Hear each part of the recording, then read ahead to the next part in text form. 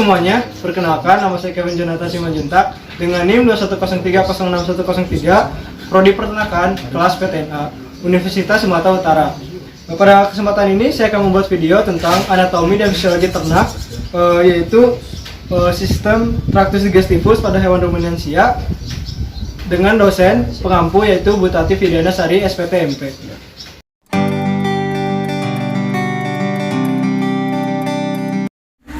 Baiklah, selanjutnya di sini saya akan menjelaskan organ-organ pencernaan yang terdapat pada hewan ruminansia, yaitu pada gambar ini bisa terlihat organ pertama ada mulut, lalu ada kerongkongan, lalu ada rumen terletak di sini, lalu ada retikulum, lalu ada omasum, bisa dilihat di gambar ini, lalu ada abomasum yang terletak pada bagian ini, lalu ada usus halus, yang bisa dilihat di sini, lalu ada usus besar, lalu di sini ada rektum, dan yang terakhir ada anis terletak di bagian sini.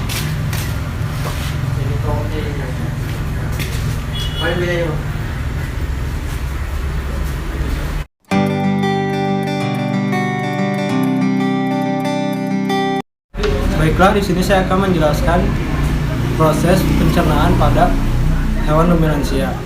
Pertama, makanan masuk ke dalam mulut. Makanan di sini dicampur dengan air liur dan kerja saliva. Yang selanjutnya makanan yang masih kasar ini masuk melalui kerongkongan. Saya di sini. Lalu makanan yang sudah ditelan dan masih kasar disimpan sementara di rumen. Sudah di sini. Kemudian masuk lagi ke dalam retikulum.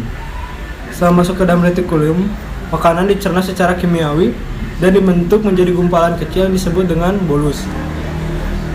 Setelah itu, kemudian makanan dikeluarkan kembali ke mulut untuk dimamah atau dikunyah kembali.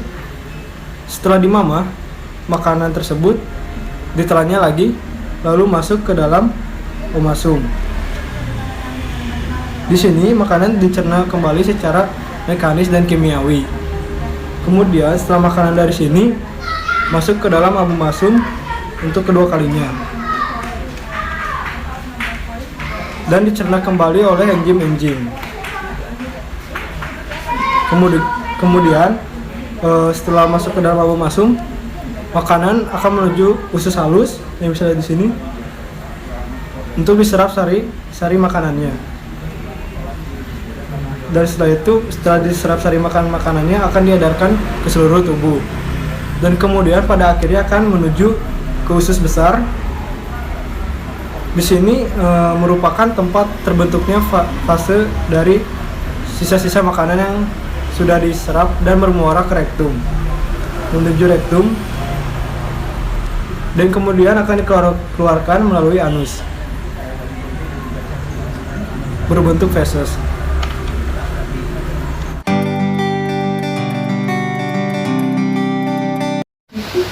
Baiklah, selanjutnya saya akan menjelaskan jenis-jenis mikroba dan fungsinya pada hewan ruminansia.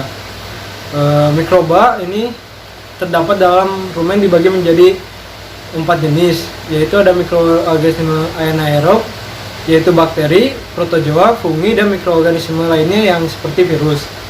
Lalu dalam bakteri ini merupakan biomasa terbesar di dalam rumen. Beberapa jenis bakteri dari spesies seperti Micrococcus, Staphylococcus, Streptococcus, Sorinebacterium, Lactobacillus, Fusobacterium, dan Propionibacterium ditemukan menempel pada dinding epitel rumen. Di samping itu terdapat spesies bakteri metanogen yang hidup menempel pada protozoa.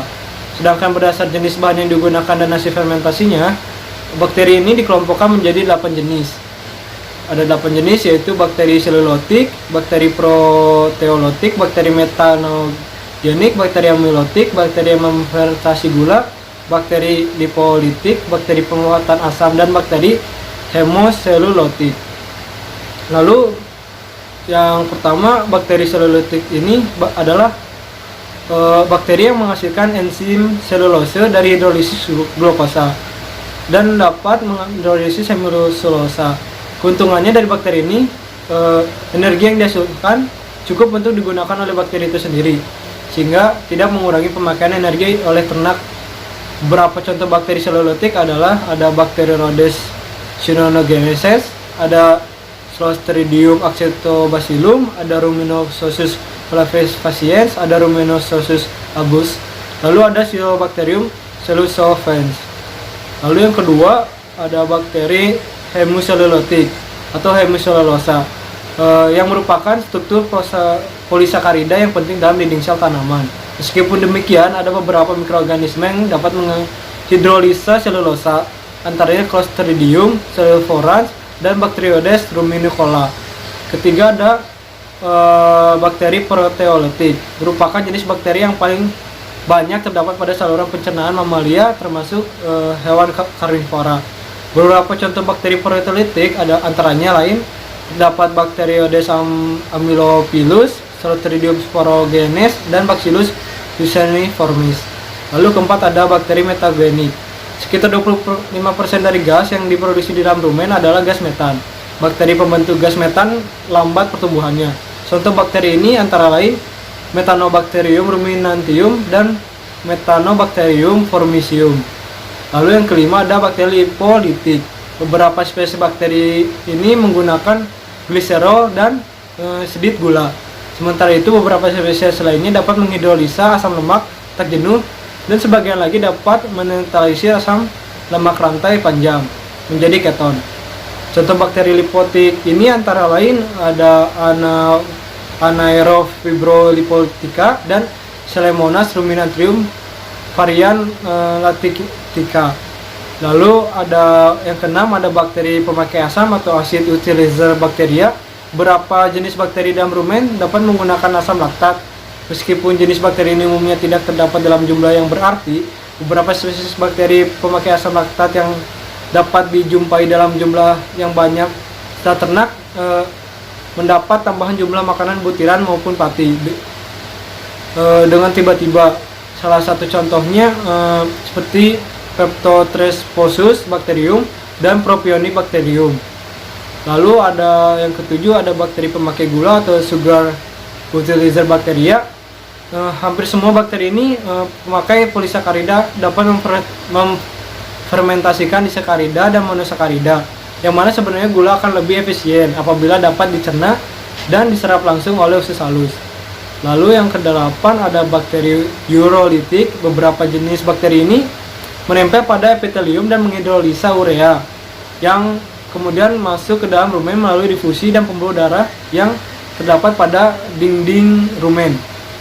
Salah satu contoh bakteri urolitik ini misalnya ada Streptococcus sp. Dan yang kesembilan, selanjutnya saya akan masuk ke protozoa. Sebagian besar protozoa yang terdapat di dalam rumen adalah Ciliata. Meskipun flagellata juga banyak dijumpai, Ciliata ini merupakan non-patogen dan anaerobik mikroorganisme. Ciliata rumen ini dapat dibedakan menjadi 3 ordo, yaitu ada ordo Prostomatida, ada ordo Trichostomatida, dan ordo Entomidina-morphida. Lalu yang ke-10 ada fungi atau jamur. Jamur atau fungi ini sangat berperan penting dalam komunitas mikroba rumen. Fungi atau jamur ini akan memecah bahan makanan yang sulit dicerna mikroba rumen. Selain itu, fungi dan jamur dapat berperan dalam degradasi serat yang tergantung dalam pakan. Salah satu contoh fungi dalam rumen antara lain adalah jamur Picometes anaerob, yang pada umumnya terdapat pada sapi dan domba yang diberi makanan berserat tinggi.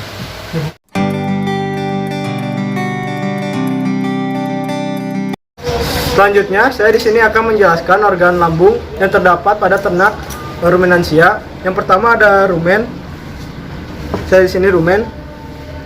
Rumen disebut juga sebagai perut besar karena merupakan bagian lambung terbesar di dalam sistem pencernaan ternak ruminansia, dan fungsinya sebagai tempat fermentasi oleh mikroba, tempat absorpsi VFA, dan sebagai tempat pencampuran makanan.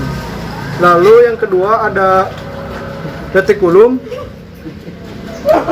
Retikulum disebut juga sebagai perut jala karena permukaan di dalamnya mirip jala atau sarang lebah. Bisa dilihat permukaan di sini seperti jala atau sarang lebah. Lalu fungsinya sebagai tempat fermentasi pakan oleh mikroorganisme. Lalu yang ketiga ada pemasum. Pemasum adalah lambung ketiga dari ternak ruminansia.